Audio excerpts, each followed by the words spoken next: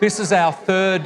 This is our third little video. This is from James Hitchmough, who is an amazing character, professor of ecological horticulture, I think is how it works, at Sheffield University. Taught for 10 years at Burnley, and then went to what must be one of the most desirable. I was with he and Cassian Schmidt midway through last year, and I just said to them, I don't know which of your two jobs, which person I want to be the most, whether I want to be Cassian Schmidt or James Hitchmough, because they both seem to have the most amazing jobs on the planet. But James travels the world largely at his own expense, but looking at plants in the wild with the intention of translating what he's seeing from all different climatic zones. So it's not all about, 6 foot high fluffy sanguisorbas en masse. This is at times going right down to really tough stuff. And even James seems to dodge my question about shapes and forms, but let James speak for himself. Well, James, thank you very much for joining our symposium. It's amazing to have you as part of, as a voice from outside, and a very knowing voice into Australia, because you spent some time here, didn't you? I did. I lived in Melbourne for 10 years. It was 10. Wow. 10, yeah. I'm actually an Australian citizen. Is that right? Yeah. Well, and we, as a consequence, we kind of feel like we have a certain sense of proprietorial sense over you and everything you've done since, which is not really quite fair, is it? But nevertheless. Well, you do have some of my superannuation still.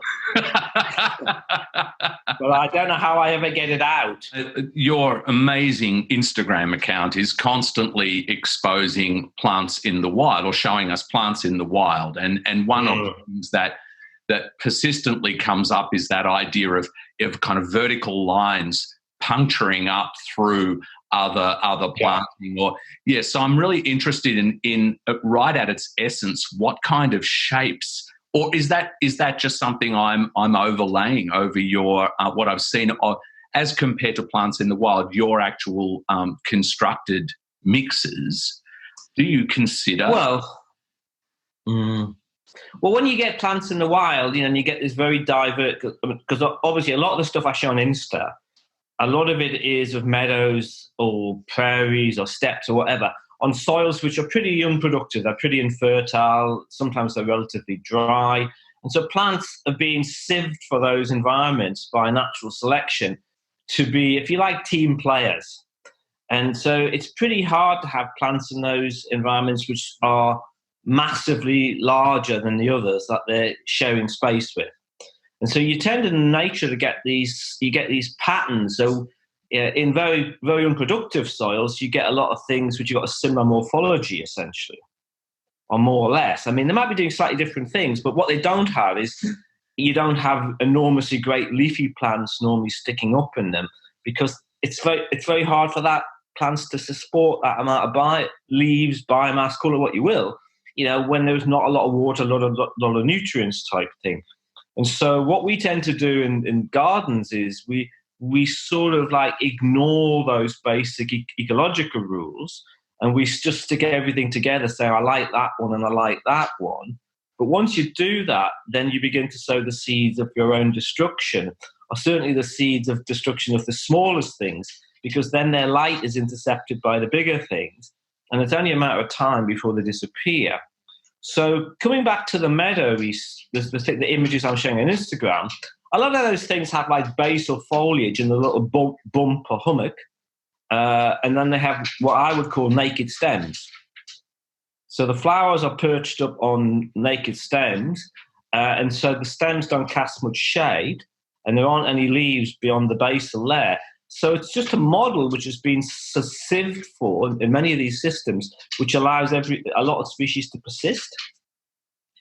Right. And obviously there's no guiding hand. This is all random chance through time. But these systems tend to produce those sorts of morphologies. And when you get to more productive soils, all the things are big, leafy and wet. So what is it about plant distribution that we can learn from those kind of environments? That we've got a room full of garden designers and home gardeners here, that what can we extract from notions of plant distribution, of patterning and repetition and all those kind of principles from those kind of wild flora distribution patterns? Well, I think the first most depressing idea is that there are limits. There's a tendency for the British to relatively recently just to see plants as something on a palette of paint. And they don't have biologies. We can sort of override their biologies through cultivation, trickery, and skill. And it can all be fine. So you ain't got to worry about any of that stuff. Whereas the Germans have known for a century that that's nonsense, that you cannot make things be what they don't want to be. So I think that idea of there are limits, and if you understand how far you can stretch something, before it falls off the edge and becomes useless, and looking at natural systems is pretty good at that, because something just stops there and it won't grow a meter away because it just ain't any good for it there. And I think that's quite a revelation for some people. It's quite a revelation for lots of people, that these things are often so fickle. And especially when you put plants close together and they compete a lot, what you essentially do, you compress their range of tolerance. And so, it's no surprise, if you've got a plant in a border and it doesn't have any neighbors for, say, 600 millimeters, that you can grow things that otherwise could not grow in those conditions if you then push them all together. Because it's what the ecologists call its niche is compressed, basically. So it's more picky about the conditions. And that's why things suddenly stop in natural habitats. Because of niche compressing, it can no longer do it, given that level of. So we learn that there are serious limits about what we can do. What else do we learn?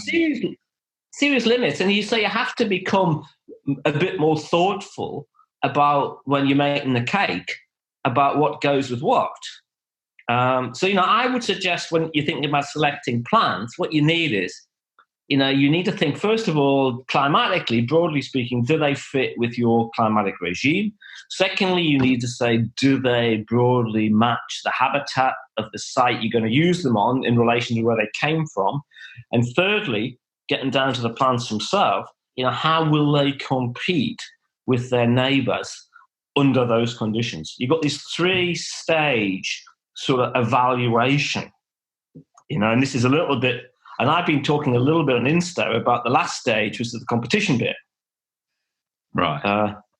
But we are now working seriously on this 3-step model to make very clever databases. Well, you're making me feel very lightweight, because in those 3 steps that you just mentioned, you mentioned nothing about how these plants look together and how you would select them in order to be most effective in their aesthetic combinations and, collaboratively or collectively how they look. But surely that must come into your selection. Sure, of course, yeah. But I mean, I would, and I guess that comes in somewhere around 3, or perhaps that's 4. I mean, because it depends on the game you're playing. If you're doing it in your back garden, then you don't need to have such, like uber reliability, because, things die. Well, who cares type thing, really. But if you're doing it in public spaces, I think you need to place a bit more emphasis on 3, and perhaps you then look at the subset you get through that process and you say, what's the best aesthetic options we can get out of those things which got through the first 3 sieves. I think, obviously, if you look at Wolfie and Jimmy,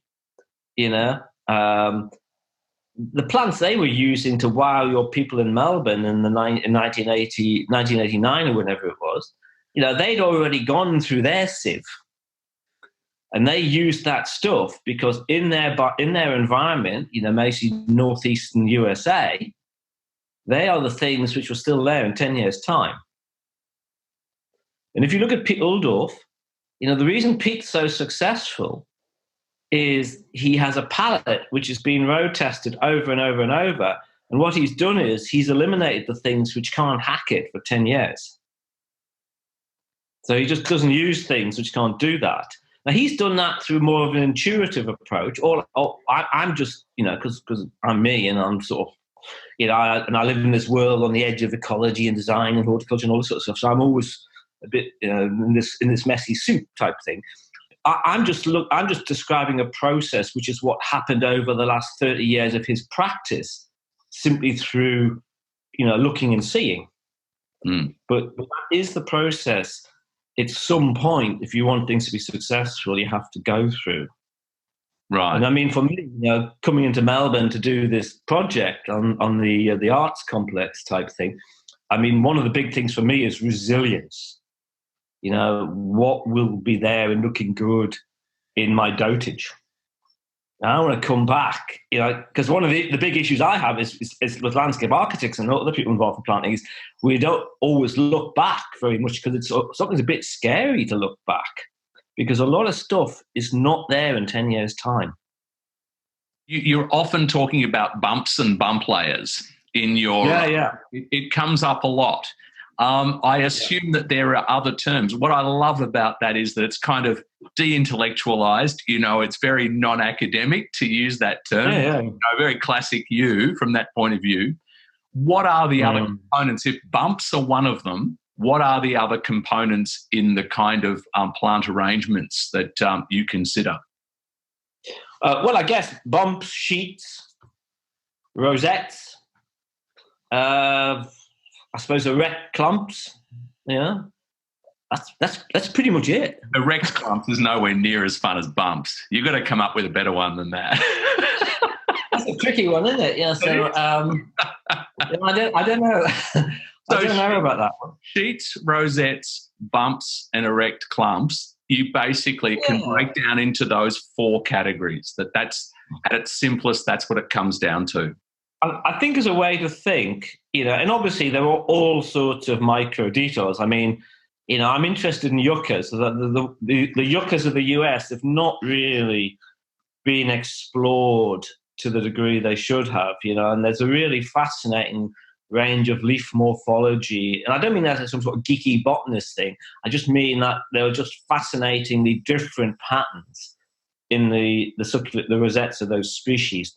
And when you look at that, some are more like splays like that. Some are more like sort of like bad hair, and those things really matter in the micro detail of planting design about whether you persist as well as what you look like. That really makes a big difference in terms of how neighboring plants sort of can occupy space next to those things. And obviously in natural habitats, that's all been sieved out, so you see stuff on the day and it all looks so perfect and you've got something that runs underneath it. And you think, oh, that's so elegant and that's so fantastic. I wish I could do that in a design project. But what you've got to remember is the thing that runs underneath that has been sieved for millions of years to be able to cope with running underneath that. There's been lots of other models tried, and that's the one that can do it in that micro piece of territory. When I'm designing a meadowy stuff, I'm normally thinking about selecting plants in 3 layers. So irrespective of the what you might call the canopy form, I'm thinking of the layers type thing. And what we like to do where possible is to have a shade tolerant base layer, and a lot of those things are rosettes or sheets. And then you have if you're going to have something bumpy-ish, it's probably going to be in the next layer up. And then you're going to have a taller layer. And as you go up, you decrease the frequency of the seed in those layers so that you've got relatively few tall things. You've got a lot of low sort of rosette-y things. You've got fewer moundy things. And that allows you to get light into the system. And so you can hopefully keep the complexity. Well, thank you so much, and look forward to seeing you in a couple of weeks. Yeah. And good luck with the seminar.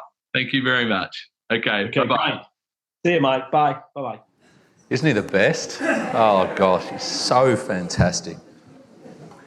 He spoke at the Beth Chatto Symposium last year, and he was just kind of so fantastically irreverent. He just brings it right back just when I get, really crazy intellectualising it, he just pulls it all right down. It's fantastic.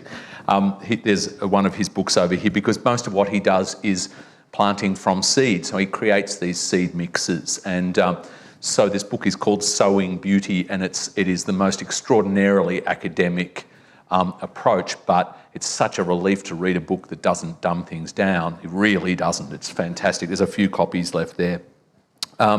So let's just have a look at it really quickly. We've got much time. From that, I'm really interested in the notion of stress. He talked about plants on, what was the soils he described? How did he describe it? Like impoverished soils? I can't remember what.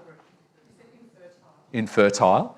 So there's a really great example of this at the ABB, which is basically just industrial landscape designed by Cassian Schmidt's wife, Bettina Jorgstetter.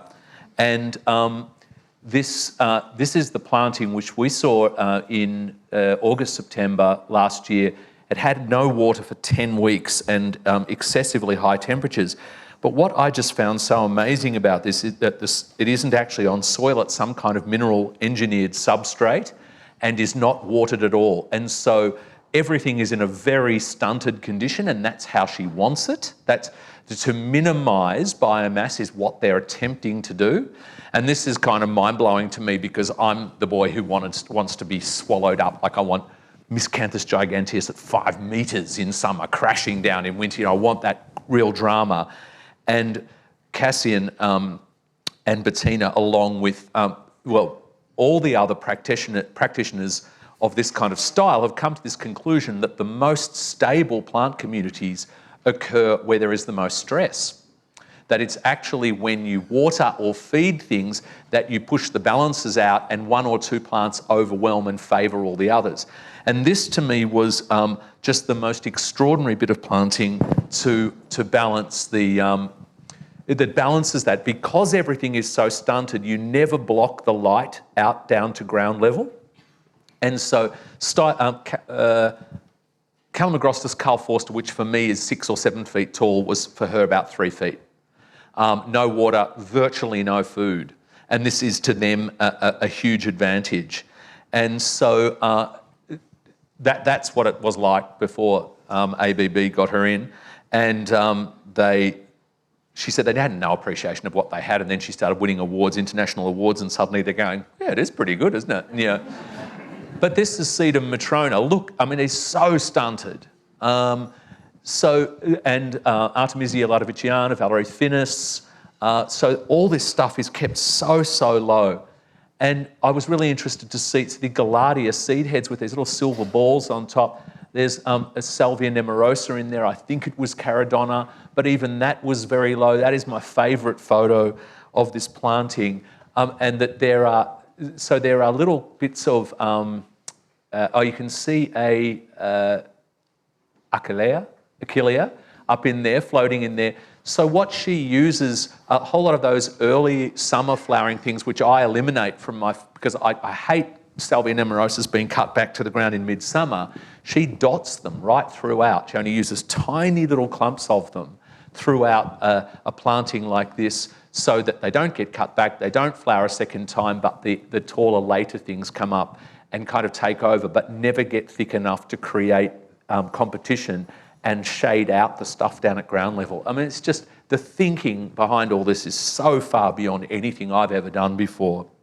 And I at one point said to her, oh, golly, how great, once you've mastered this kind of planting, how good would that be for kind of inner city landscapes? And she goes, oh, no, we don't do that in inner city landscapes. We catch all our water in inner city landscapes, and we water everything really heavily because we want to create the maximum evapotranspiration, because it best modifies, it gives off the most feel-good feeling in the middle of town.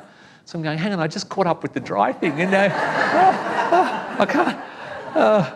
Anyway, then quickly flipping through Sheridan Park, big park in Germany, very little maintenance, but just the most beautiful, extraordinarily subtle bits of planting, perfectly matched to their, the resources they have for it. I just think it's so magical to see this stuff just in plain old parks. We couldn't get away with this. I know we can't get away with this in Australia. Actually, we'll talk a bit more about that. Yeah, it's probably a good moment.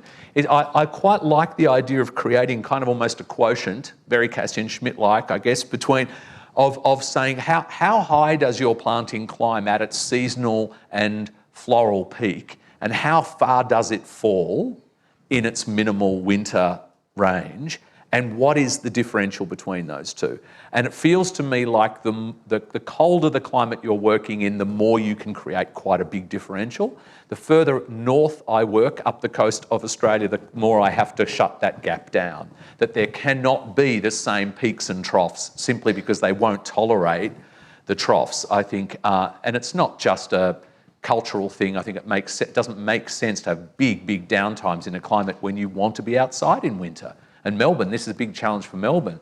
Melbourne, there are a lot of days and evenings in Melbourne where you want to be outside in winter. Up here, I don't need to worry about it. So that notion of how much do you give over to evergreenness and to stability in amongst all the floral highs and lows is a really big question. So I just thought it would be interesting just to whiz through two projects. This is how we started at Stone Hill, which is the property that you saw all those photos of mine at the very beginning. Really low-grade landscaping. There's not a single manufactured step or anything in that place. It's all just let's rough out the soil approximately into levels, throw down some gravel. I wish that sun would go away. And just to show you approximately that, it was really super low grade. And of course, nothing goes the way you want it to. You specifically say, please don't put any base under the gravel. And the guy doing the landscaping has a quick word to the client going, you can't do it. No, you've got to have base under the gravel. Let's just stick some base under the gravel, which means that my plants can't then self-sow into the gravel in the same way. And, but anyway, if that's the worst thing that happens on a job, you're doing all right.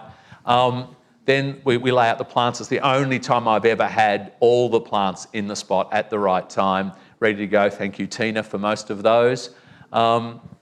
And just to show you a little bit of the distribution pattern, there are places where, according to height, they're really close together and places where they're further apart. This is within about 4 months. We planted in September, and this was in December of that same year. And then this was in February of the same year. But you can see that we get the plateau quite fast. The plateau establishes much faster than the puncturing elements if you're depending on grasses, which tend to be a bit slower to get going. So it was very plateau-ish, disturbingly so. It's also very blocky.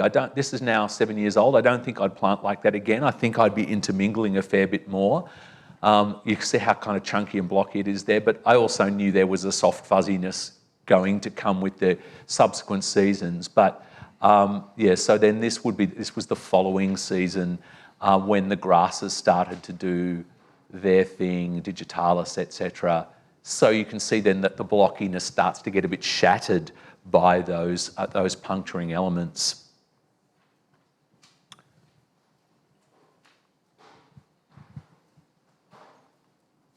And wintertime. And I know that Matt and Mike are going to talk a bit more about this, but the winter just clearly can't be ignored. I'm really fascinated, but Wolfie and, what do you call them? So Wolfie and Jimmy they discovered, because they were doing this kind of stuff in the 1980s, and they were amazed to find, having talked their clients into going down this line, and I had a long chat with Hannah in the break about how do you go about convincing your clients, and I basically don't even try. If they're not on board, it's a bit too hard. But they convinced their clients and then found their clients coming back consistently saying winter is our favourite season. And I mean, look at the shapes in here. But really important to explore that full breadth of, in this case, the blondes of the Miscanthus transmonacensis over the side and the Calamagrostis in the middle, Panicum over the back. The silvers of Perovskia. Perovskia just goes that beautiful ghostly white, almost like it's spray painted white in winter. And then in the middle there, the coffee kind of coloured browns of Veronicastrum. And there are others like the little knobs of if the cockies don't eat them off, of your Echinacea, which are black. And so exploring that range of blondes and silvers and blacks and browns for the winter landscape is so important. And having a little bit of green in there to kind of, as a reference point, I guess. But we love this garden in winter, the clients and I. And then we cut it down, and for about a month it goes right back to just the euphorbias and some perennial wallflower. But it, nevertheless, it's amazing how many people I know, the same with Wolfie and Jimmy, and for me, the clients will talk about what a relief it is to cut everything down. There's this fantastic sense of purging, and then off it goes again. Yes? They irrigate. I honestly don't know. I don't take much notice of that. But it doesn't get a lot of water. They don't have a lot of water. I have to do, at my place, whatever I do like that has to be done with little or no water. And so if we go to the place, this probably most reflects for me, is highlighted by James Hitchmough's talk, this is my own garden. And I realised I'd gotten so addicted to biomass, seasonal biomass, so much so that anything lower than about, hip height, I just didn't have room for because of what James so cleverly talked about, that, that when you have things that are enormously taller than other things, it almost invariably shades them out. So how was I going to start using low things? So I gave this whole area over going, nothing's going to be higher than knee height, except for a few key things with the Italian cypress, which you'll probably see. There's a few Italian cypress in here, and Stipa gigantea, and everything else is going to be low, and I'm not going to water it at all. And it's going to be basically a matrix of primarily evergreen plants through which there is a seasonal flushes of bulbs. So Hannah, as you answered your question before, it's probably not a bad way to go. So this was after about 6 months. You can sort of see it just starting to establish itself. This was the following year. And David Glenn years ago had given me this little purple bearded iris, which I'd shoved somewhere just going, what do you do with a dwarf iris, honestly? I will never, ever have a context for a dwarf iris. And the clump just got bigger and bigger. And one day I'm going to chuck that thing away. And then when I'm building this, I'm going, actually, this might be the perfect spot. And so by breaking it up, first year, I get this flush through, and that's exactly what I want to achieve season after season, is this fundamental, very modest matrix. All the plants that form the matrix, other than the euphorbias, are mostly very modest plants. And then all the colour comes from seasonal flushes of bulbs. And I only use bulbs that I can get a lot of and that are cheap, because I don't have money to spend on it. And then that's it kind of in high summer with the Stipa gigantea hovering over. And the Stipa gigantea does not block any light. And this is the critical thing, is making sure that there's light right down to that ground level to reduce the levels of competition. And this was an agapanthus that self-sowed years after I stopped watering this pot of nerines, and the nerines died. And about 4 or 5 years later, I don't know, this pot was sitting next to the chook house, and this little seedling of an agapanthus came up, and it kind of has a nice shagginess about it that now features at a certain time of year. Looking back the other way, you can see the little iris fans in there and some other planting down low and just getting established there. Me with my stick structure in the back, that's all stuff that I cut out of the pines invading the eucalypt forest around us to make that structure. But this is Euphorbia Copton ash, and that's Euphorbia rigida with the little dwarf bearded iris. Then as the summer kicks in, Copton ash, I'm just starting to go over when the agapanthus start. I'm going through the back and forth through the seasons here. Euphorbia rigida with Tulipa clusiana as seen on the high line before. They were cheap for 1 year, and I bought what I could afford, and from here on I'm going to be raising them from seed.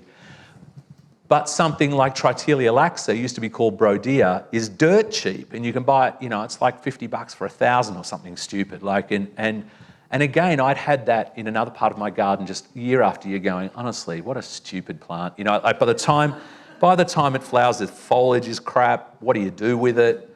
And then as I'm planting the Euphorbia Copton ash, I'm going, oh, you know what? I reckon the Euphorbia would let enough light through when it's in foliage, and then it doesn't matter if the foliage is looking rubbish when it's in flower. And it's just like the most perfect plant to be scattering through low grasses and stuff.